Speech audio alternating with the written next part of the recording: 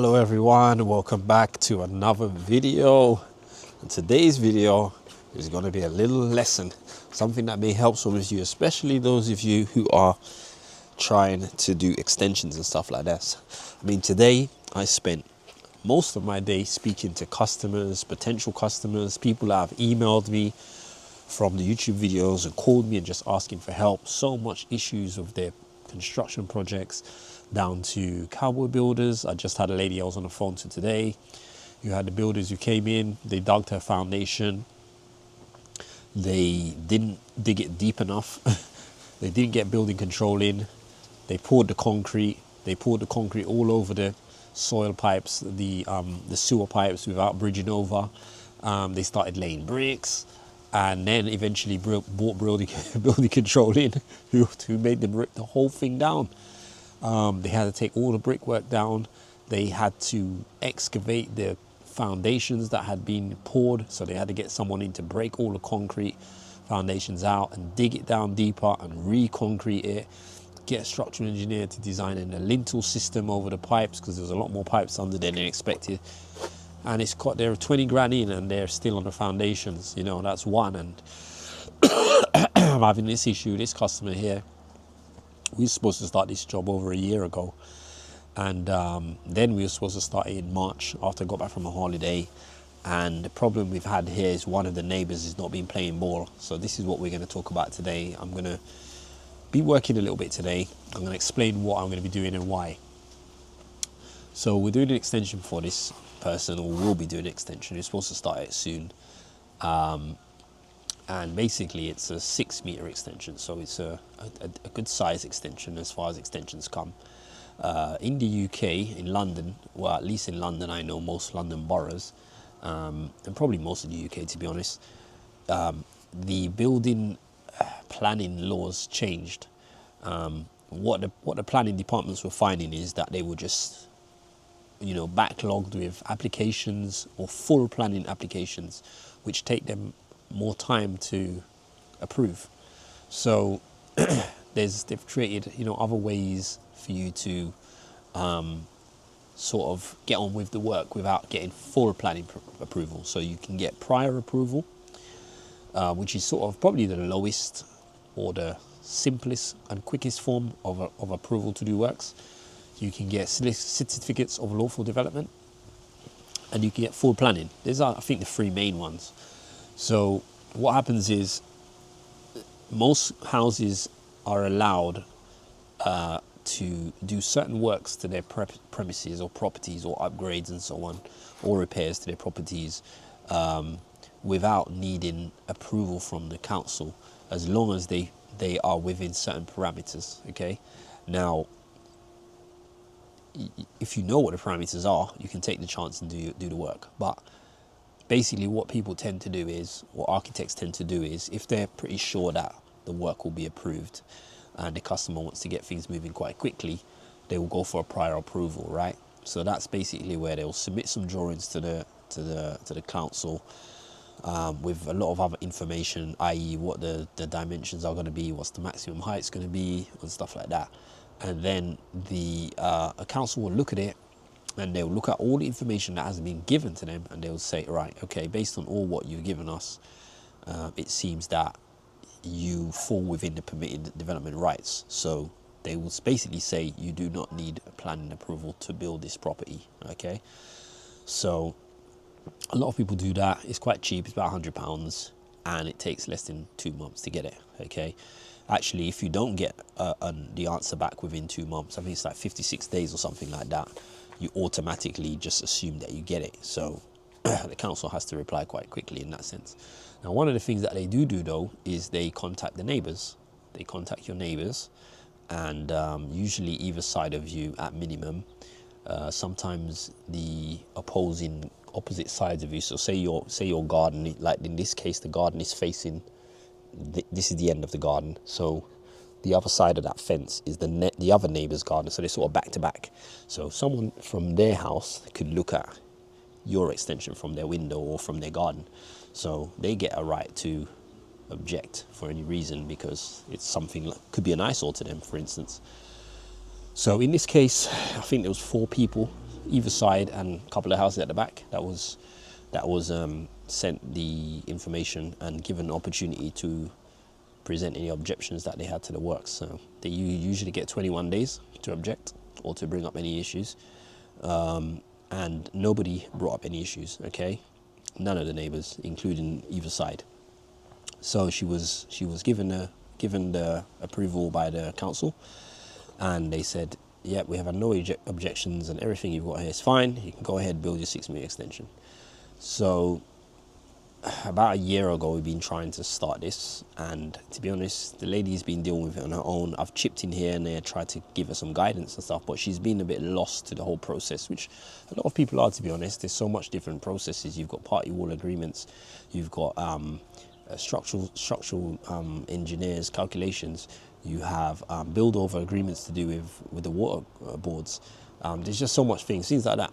So I helped her with a couple of things. I helped her with the build over agreement, which I helped her to get through with the Thames Water, and she dealt with one of her neighbours. So one side of her, the neighbour, we were supposed to be building the extension at the same time as the other neighbour, so we're actually sharing a party wall, we're actually sharing some foundation as well. The foundation was designed by one single engineer, so they've actually built part of our foundation for us already, which was agreed, and my client paid the cost towards that side of the works. So some of our work has already started, like about a year ago, when we should have started. So anyway, the delay that we've had is the other neighbour on the other side has not been playing ball as far as the party wall agreement. So we have a party wall agreement with one side, but we don't have one with the other side. Now, party wall agreement is quite an important thing, and I've had so many customers where they're like ready to build something. I'm just like, do you have this in place? Do you have this? And they're like, no, what's that? And I'm like, you need to have certain things in place or you can cause a lot of problems for yourself. For instance, if you don't have a party wall agreement with your neighbour, a neighbour can put an injunction on your project and legally go to the courts and get your job stopped. So it's quite an important document, okay? It's quite a simple document or formality if your neighbours are playing ball, okay?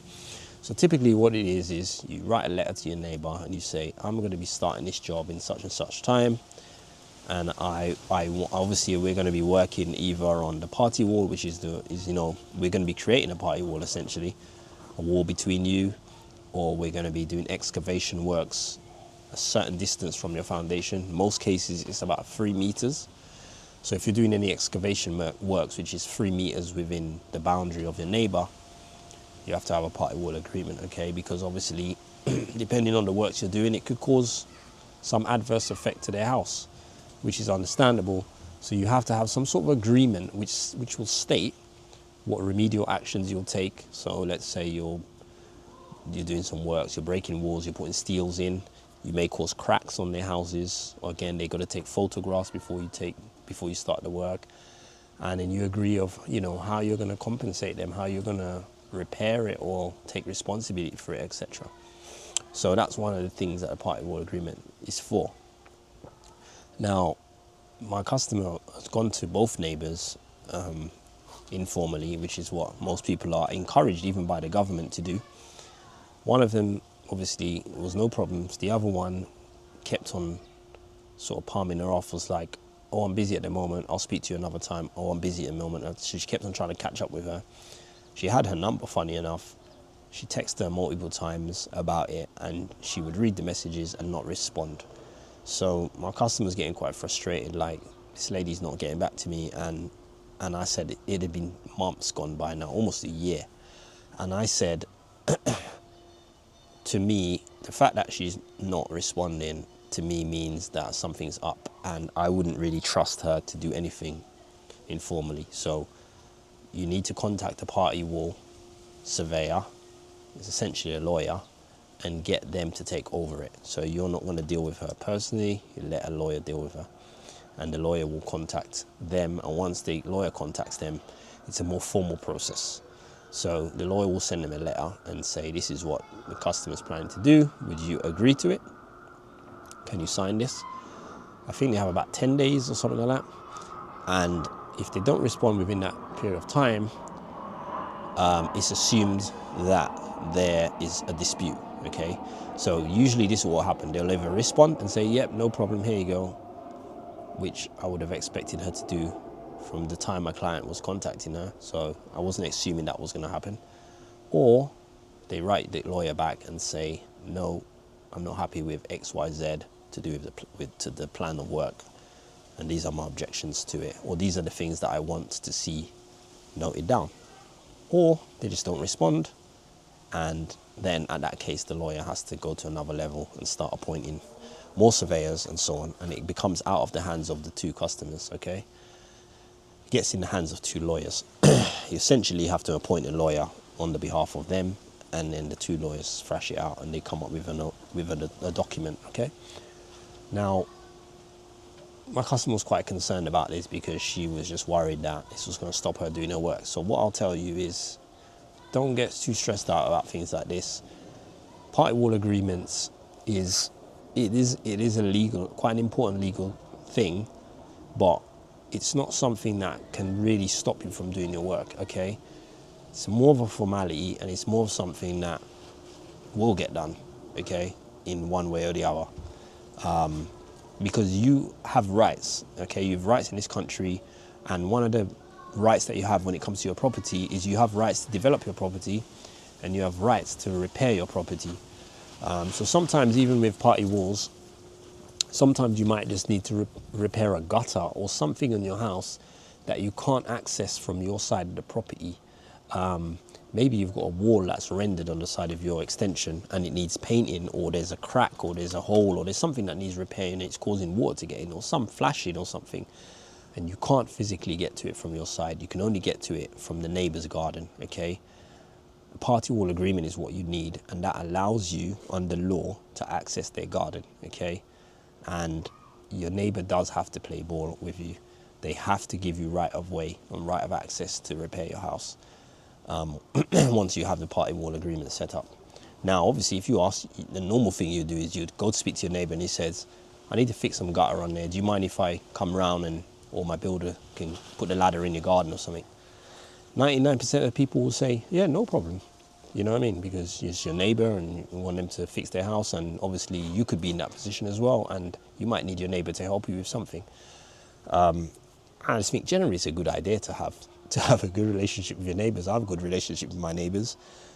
They're having an extension built right now. They came over and they asked us, because they're putting their wall right up to the party wall, they asked us if they could move our fence further in so that the builders could get in. I said, no problem. They came in, took the fences down, boarded up the side onto our side by maybe a foot so that they could sort of work properly. And there's no problems. Besides the drilling and stuff like that, especially right now, they're putting steels in and a bit of dust and stuff. They've come over, they've wiped the dust down and stuff. End of the day, they got to do what they got to do, and I'm not going to make it difficult for them. So anyway, you have right of way by law, okay, to fix your property.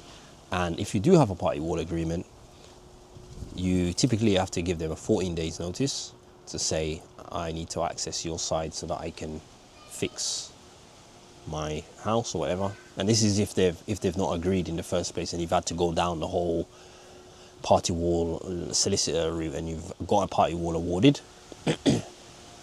If you give them the 40-day notice and you go over to do the work, now your builder's gone to do the work and they don't let the builder come over, aka they try to physically block them or something like that, they can end up in front of the magistrate, and it's a big serious offence. So this is helps for people that also, if you're in that situation and you're the person on the other side, if they give you notice, you better make sure you let them go in there, because you're going to put yourself in a lot of problems, okay? You will end up in front of magistrate's court. So it's quite a serious thing. Now, we all hope that we don't end up in those situations, because you hear horror stories with neighbours, and it's one of the worst things you can experience, I think, from what I hear, so much stories of having to live next to neighbours. And I'm sure probably some of you have that situation, and it's really unfortunate. I wouldn't wish anyone to be in that situation. So I always say to people, try your best to sort of work nicely with your neighbours and so on, Yeah, so anyway, this situation we're in now is that this neighbour is not been playing ball. So anyway, we've had to get a party wall solicitor. He's contacted her. She had 10 days to respond. She didn't even respond within the 10 days. She finally did respond. And he spoke to the party wall surveyor today, and he just laughed. He said he's never seen anything like it. I couldn't believe it when the customer sent me a copy of the letter yesterday on the weekend. I couldn't believe it. I said, this is all rubbish, so don't worry about it. But basically, this customer, amongst other things, wanted you to basically pay for them to be relocated into a very calm and peaceful and tranquil environment in nature. It's like send them to the Cotswolds for a couple of months, right? Because they were saying that they can't use their garden. Bear in mind, this person works a job and they work out of their house. So most of the time when we're going to be here, they're going to be at work, which is the craziest thing. And we work Monday to Friday, 9 to 5. So that's a lot of rubbish anyway. But I think they were just trying to make up stuff because they don't want the job to happen. And I kind of think I understand why they were using this delay tactic, which I'll tell you about in a bit. So one of the other mad things that they were asking was, what they brought up. Actually, the first point they brought up in their letter was that the extension is too big and blah, blah, blah. It's going to devalue their house, which is a myth, to be honest. And all these different things like this, right? So for some reason, all of a sudden, they started to bring up the size of the house and saying that they don't want it because of the size, okay? Which is not something you can bring up on a party wall agreement. It's got nothing to do with it. That's a planning issue. And what I found strange was that this person never objected to the planning application, which was sent to them, and it's documented by the council because we contacted them, and it's documented on the council's website that the letters were sent to this address, and they never challenged it, okay? But all of a sudden, now when we're ready to start the work, all of a sudden, the last minute, when they finally get contacted by lawyers, they have a problem with it. And my theory is that they have been trying to delay this so that the planning would expire. Because I looked at the dates and I looked at some of the paperwork and I said, whoa, we got to move because this person has delayed this thing so much. We're going to get to the expiration of this thing, and then you're going to have to now apply again, and then they're probably going to try to object it and all sorts of stuff. So that's the reason why I came here today, because I want to make a start to the works. So this is another thing again. If you do have planning permission and for any reason you're delayed and you're not going to be able to start it when you'd like to start it, you can make a start anytime, okay? You just need to make a tangible start. That can mean a lot of things. But the easiest way to do a tangible start is to start excavation, yeah? Or clear the area. If you've got a patio in the area, removing the old patios and stuff like that, any old fencing or anything that's in the way where the extension is going to be, start to clear the area in preparation for the construction works. But one of the easiest things is get your trenches dug, inspected, etc. And if you can, pour the concrete and fill it up. That'd be the easiest thing to do. So the problem we have is we can't dig all the trenches because we don't have the agreement with the other side. We can't do any excavation 3 meters away from that neighbor. So the only excavation we can do is way on the other side. Although I thought about it today, and we've already had excavation done on that side because the neighbor has shared some of the foundation with us. They've already excavated and poured concrete on that side anyway. So I don't really need to do anything, but I just want for myself to document, and this is partly why I'm doing this video, so that I can have it documented the date that actual work was started, by me at least, although the work has started last year, to be honest. Just mainly because the lack of trust with the neighbor being honest and playing ball or having bad intentions towards my client. And I don't want my client to get caught up in any issues and problems. So we're due to start this in a few weeks, but I'm here to start it a little bit earlier. I'm just going to do a bit of digging, a bit of preparation. I mean, there's preparation being done. There's trees that have been taken out, bushes that have been taken out. So a lot of that has happened here already over the last couple of weeks. But I'm just here to document some of that myself. So I may or may not do some filming of me actually working, which I probably won't now, to be honest, but I'll show you guys what I'll be doing, and I'll explain again better the situation. So let's go and have a look. And it's been a long video, I've been chatting, but I wanted to give information, and hopefully this information will help people with their own projects. So just a quick recap, some of the most important things, as I get this question every single day with people contacting me about doing work for them. Get your drawings by an architect. You will need structural drawings as well. Submit your planning drawings to the council for planning approval.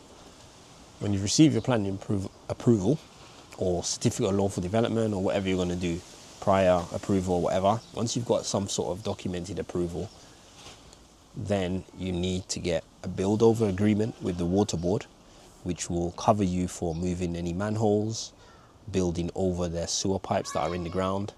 Okay, so you need to get that done as well. You need to get party wall agreements, usually both sides of the house, as long as they're within 3 meters of you. You need to get one from both houses. And the best attempt to that is to go over formally to them, nicely, have a nice chat, maybe even bring them a bottle of wine or whatever, and just say, look, we're trying to do an extension, and this is what we're planning to do. We just want to get a part of the agreement, and just want to make sure that you're happy with everything, and we can agree if there's something you want us to do. AKA, you might say, you know, you want to make sure that these fences are removed and put back properly, stuff like that. You want to take any pictures of your property, make sure if there's any damages that it gets repaired, etc., etc. So you get that done, and you agree with your neighbours, and that's your main things, sort of main things really. You want to get those things done. So before you start doing any work, do not start doing any digging or any work without your party wall agreement, especially if you're doing any work within 3 meters of your neighbour. Okay, so that's that. So now we're going to go and have a look at this house. I'm going to show you what I'm going to be doing. Right guys, so here we are. So we have this lovely extension, beautiful extension. This is actually an architect. The lady here, I spoke to her because we met and we were talking about how we were going to do this foundation, and she had hers. It's done. It's really, really nice actually, the finish. Yeah, I think it's a 4 meter extension from what I remember, 4 meters out from the wall here. So you might even notice here, there's these wall ties in here that were put in by the previous builders. You can see there's some damp proof course put in. Sorry if I tilt down a bit. There's some damp proof coursing that's been put in here as well by the neighbours. They've left that there, the builders, all the way down the back there. Now I'm going to double check, but my understanding is, you can see there's a little bit of digging here, that they've poured a trench all the way from here all the way onto the other side. Okay, so there's a wide strip of trench, and they've built on that side and we'll build it on this side. Now my understanding is this is the party wall in the middle, and then all we need to do is build the, sorry, let me just bring that up. All we need to do is the inner skin from here. Okay, that's why they've put these wall ties in, so that we can tie into that wall. So there's a lot of gravel here. From my understanding is they took these patio slabs out. They took all these patio slabs out here and done all the digging, and I think they've just put in this gravel here to try and just tidy up the area. And they would have had a build over lintel over this sewer here. So we actually had to take this manhole out, and we're going to be moving it into the garden. So we've got to move it further out into the garden and put an access chamber. So we are going to be coming out another 2 meters from the end of hers. Okay, this is actually the party wall, so we actually have to move this fence. It's not in the right place anyway, and we're going to build our wall with a starter kit onto this wall. So that'll be our outside wall, which will line up with this, and then we'll have a cavity, and then we'll have a second wall. So that's the plan. They've actually even said they're going to provide us the matching bricks, because they've asked if we can do our 2 meter wall with the same bricks as there, so it matches with their extension, which makes sense. And they've been lovely, and as I said, she's willing to provide the bricks for us to do that side of the wall, or the outer skin, the 2 meter outer skin, to match with hers. Okay, so that's that. So yeah, we're basically, so all I'm going to do right now today is, I'm not really going to film it, but all I'm going to do is do a little bit of investigation, see where this concrete is, make sure everything is okay. So I'll clean up this area here. I'll probably dig all this shingle out here so I can find out what's going on here. I'm assuming they backfilled it, and it looks like to me that someone's just done a quick rebuild here, because that looks like a messy recent cement with some engineering bricks and all different bricks here. So I think what they did is they done it and they just built that back up just to contain all of this, and then they just put gravels here when they were doing the pipes. So that's what I think has happened here. Yeah, I'm probably just going to dig it out to mark up to where the end of the strip is. Okay, so as I said, I can work. This is about 6 meters away from that neighbor's over there. I can't do anything close to that side. So for now, all I'm going to do is focus on here. And guys, that's pretty much all I can do. But I did want to document this, as I said. Now, actually saying that, documenting this, today, obviously there'll be an upload date on this video, which is partly why I'm updating it to my public platform, so that I have a record of what day it was uploaded. Now today is, let's see, oh, there we go. I don't know if you can see that, the 19th of May, and this is the day it will be uploaded as well. So yeah, at least we have a day, a sort of official start date on the job. But as I said, it started already with all the foundations already in, so this job started last year. But yeah, that's pretty much it. So yeah, guys, so I may film a little bit of the digging just for the sake of, you know, showing what I did on this day. But other than that, that's the end of this video. So yeah, probably see me doing a little bit of time lapse. And guys, I'll see you on the next video. Thanks for watching.